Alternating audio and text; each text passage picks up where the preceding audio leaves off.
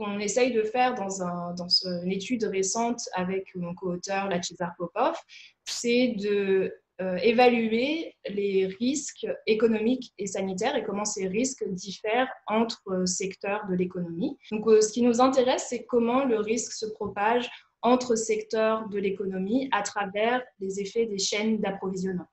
Donc, si on prend par exemple les fermetures de restaurants, ça va conduire à une perte d'emploi pour les travailleurs dans ce secteur, mais ça va aussi affecter les travailleurs qui travaillent dans des secteurs en amont de la chaîne d'approvisionnement. Donc, tous les fournisseurs des restaurants vont aussi être impactés. Et si tous les restaurants ferment en même temps, on imagine bien qu'il va y avoir des effets très importants sur l'emploi d'autres secteurs de l'économie.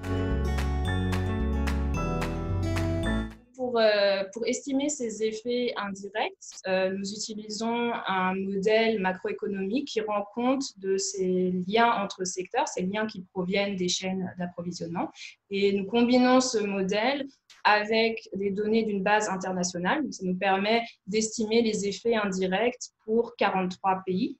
Pour estimer le risque économique et comment le risque économique diffère d'un secteur à l'autre, nous simulons l'effet d'une baisse de la demande de 90% pour les secteurs recevant du public, donc c'est le commerce de détail, hôtels et restaurants, transport de personnes et les activités récréatives et de services à la personne.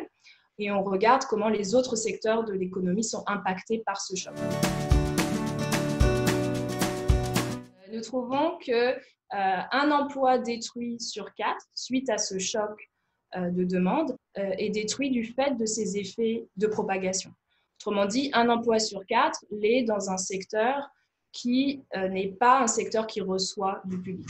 Donc, deuxième résultat, nous trouvons que 80% des effets indirects sont expliqués par le commerce de détail. Donc, le commerce de détail joue un rôle central dans l'économie. Les effets de propagation qui sont liés au commerce de détail sont beaucoup plus importants que les effets de propagation liés aux services de restauration ou aux autres activités recevant du public.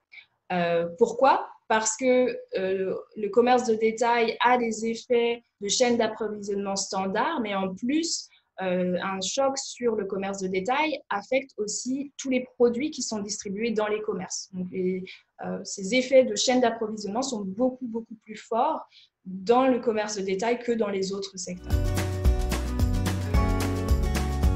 Résultats de nos travaux, nous recommandons d'ouvrir en priorité les commerces de détail dans le contexte du déconfinement, bien sûr en maintenant les mesures de distanciation physique et dans le respect des consignes sanitaires, mais on voit que la fermeture du commerce de détail et la baisse de la fréquentation du commerce de détail ont un impact disproportionné sur les risques économiques des autres secteurs.